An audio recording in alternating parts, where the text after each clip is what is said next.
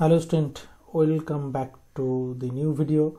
আমাদের আজকের ভিডিও হচ্ছে CC-7 এর কোশ্চেন পেপার আলোচনা, যেটা গত লাস্ট দুটি ভিডিওতে তোমরা দেখেছো যে আমরা CC-5 এবং CC-6 এই দুটি 2020 কোশ্চেন পেপার নিয়ে আমরা আলোচনা করেছি।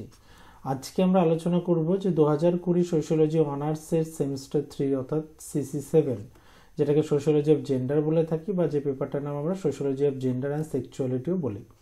ওকে, তো এটা নিয়ে বলছি না। 65% 65 হচ্ছে তোমাদের টোটাল ফুল মার্কস। হ্যাঁ, এবং আরেকটা বিষয় এক্ষেত্রেও আমি বলে রাখি যে তোমাদের যে বিষয়টা আমি প্রিভিয়াস ভিডিওতেও বলেছি যে ভালো নম্বর পেতে হলে দুটি বিষয়ের উপর তোমাদের খুব নজর রাখা জরুরি। সেটা হচ্ছে খুব সহজ সরল ভাষায় এবং নিজস্ব ভাষায় এবং কন্টেম্পোরারি টাইমের সঙ্গে লিঙ্ক করে বা প্র্যাকটিক্যালিবিলিটি বজায় রেখে লেখাটা চেষ্টা করবে। সেটা বেশি ফ্রুটফুল হবে তোমাদের নম্বর ক্যারি করার ক্ষেত্রে। ওকে, তো এটা আমি গত দুটো ভিডিওতে একই জিনিস বলেছি আর বারবার সেটা বলতেও চাই না। তোমরা আশা করছি আমার পয়েন্টটা বুঝতে পারছো যে আমি কি বলতে চেয়েছি তোমাদের। অ্যাকচুয়ালি যে ভালো নম্বর ক্যারি করতে হলে অ্যাকচুয়ালি কোন কোন বিষয়গুলো মাথায় রেখে তোমাদের অ্যান্সারটা লিখতে হবে। এবং এখন দেখো তোমাদের পরীক্ষার মোটামুটি কিন্তু অনেকটাই সময় আছে। তোমরা অবশ্যই একটা কাজ তোমরা বাড়িতে করো, সেটা হচ্ছে প্র্যাকটিস কিন্তু শুরু করো। প্র্যাকটিস না করলে কিন্তু এই বিষয়টা তুমি কখনোই নিজের মতো করে ভাবনা চিন্তা করে নিজের ওয়ার্ডে সহজ সরল ভাষায় লেখার যে ক্যাপাবিলিটি, এটা কিন্তু তৈরি হবে না উইথাউট প্র্যাকটিস। কিন্তু এটা ইম্পসিবল। ওকে, সো উইথাউট প্র্যাকটিস যেহেতু এটা ইম্পসিবল, সুতরাং তোমাদের একটাই পথ, প্র্যাকটিস করো। এখন অনেকটা সময় রয়েছে, সেই সময়ের মধ্যে আশা করছি তোমরা এই জায়গাটা দখল করে নিতে পারবে। চলো এইবার আসছি। দেখো তোমাদের বিভাগ কতে গত বছরে যে প্রশ্ন 4টি এসেছিল, 1 নম্বর প্রশ্ন দেখো কি, সমাজতত্ত্বে লিঙ্গ কখন থেকে কিভাবে আলোচিত হয়েছে তা আলোচনা করো। মানে টোটাল সোশিওলজি অফ জেন্ডারের যে টোটাল হিস্ট্রি, সেই পার্টটা কিন্তু এখানে আলোচনা হবে, যে সমাজতত্ত্বের লিঙ্গ কখন এবং কিভাবে আলোচনাটাই শুরু হলো সেটা বিশ্লেষণ করো। দেখো 15 মার্ক।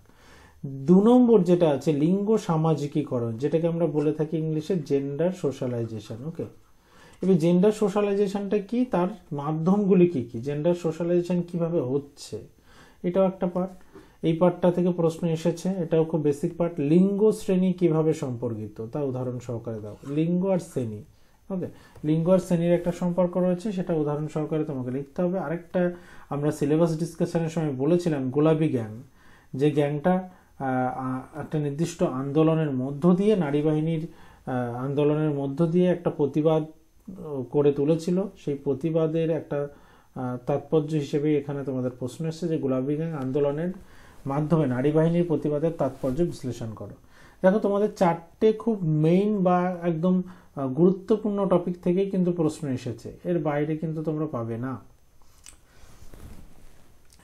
ওকে, তো খুব বেসিক পার্টটা তোমরা দেখবে। 5 নম্বরে দেখো লিঙ্গ ভূমিকা, জেন্ডার রোলের সঙ্গে জেন্ডার সোশ্যালাইজেশন পড়তে হবে। ওকে, এটা তোমাদের 5 নম্বরে আসতে পারে, জেন্ডার সোশ্যালাইজেশন। ওকে, যৌন হিংস্রতা বলতে কি বোঝো,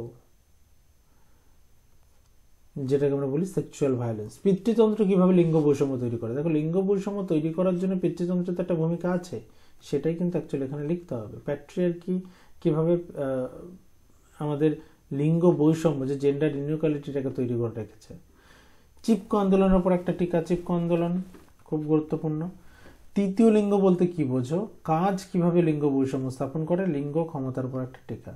অর্থাৎ এই প্রত্যেকটা পার্টই কিন্তু আমরা দেখে নেব, এখান থেকে কিন্তু রিপিটেশন হতে পারে। দেখো তাহলে তোমাদের গত বছর যেটা 5 নম্বরে তোমাদের প্রশ্ন দিয়েছিল কটা, 7টা। এই একইভাবে তোমাদের এবছরেও কিন্তু 7টা প্রশ্ন থাকবে, 7টার মধ্যে 5টা তোমাদের করতে হবে।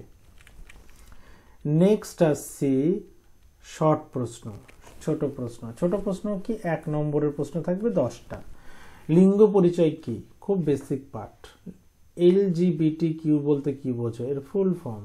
প্রথাগত লিঙ্গ ভাবনা কি, কারণ যেটাকে আমরা বলতে পারি যে স্টেরিওটাইপ, যে চিন্তা ভাবনা। পণ প্রথা কি, কাজের জায়গায় যৌন হয়রানির অ্যাকচুয়ালি শাস্তি কি। জৈবিক লিঙ্গ সামাজিক লিঙ্গের পার্থক্য কি, রূপান্তরকামী কারা, পিতৃতন্ত্রের সংজ্ঞা, ভারতীয় আইনে কোন ধারায় ধর্ষণের মামলা করা যায়, সেক্সুয়াল ওরিয়েন্টেশন কি, গার্হস্থ্যংষ্টতা কি, নারীত্ব কি। দেখো আমি বেশ কিছু পার্ট কিন্তু আমি হাইলাইট করলাম, এই হাইলাইটেড পার্টগুলো কিন্তু অবশ্যই তোমরা দেখবে। এই পার্টটা কিন্তু খুব গুরুত্বপূর্ণ একটা পার্ট, যে পার্ট থেকে বা যে পোর্শনটা থেকে কিন্তু প্রশ্ন আসতে পারে। ওকে, এইবার আসছি তোমাদের ইংলিশে। আমি জাস্ট প্রশ্নগুলো একবার করে দেখিয়ে দিচ্ছি। দেখো, analyse the form of when, how did sociology discuss gender, what do you mean by gender socialisation and discuss the agencies of socialisation. Okay, এটা একটা গুরুত্বপূর্ণ। Explain with example how gender class are interrelated, gender আর class interrelated. Evaluate the significance of women resistance with the global gang environment. Okay.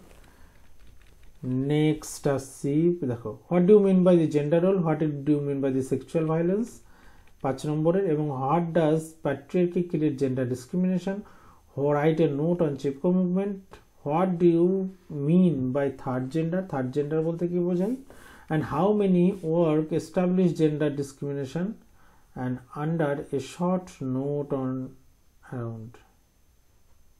Okay, short note on gender and power.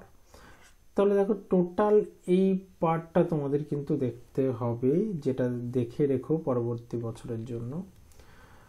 তারপর আসছি আমরা যে 1 নম্বরের প্রশ্ন থাকবে 10টা, যেখানে হোয়াট ইজ জেন্ডার আইডেন্টিটি, দেখো এলজিবিটিকিউ, জেন্ডার স্টিরিওটাইপিং কি, and what is dowry system, 4টেই খুব important area.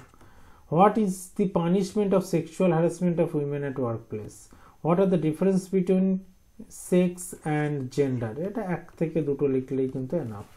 what are the transgender, define patriarchy, and what is the section of IPC regarding rape, what do you mean by the sexual orientation, what is domestic violence, and what is femininity।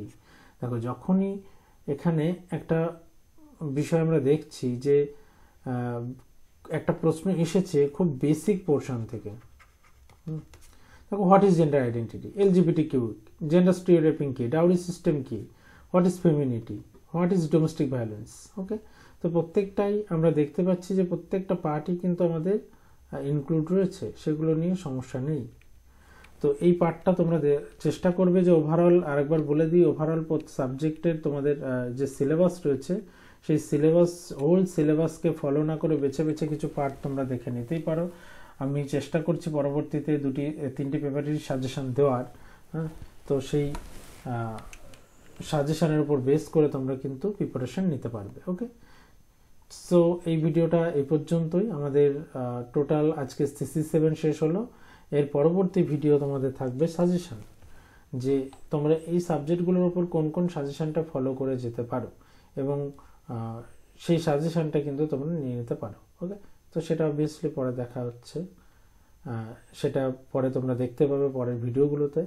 আপাতত এখানেই শেষ করছি, দেখা হচ্ছে next ভিডিওতে।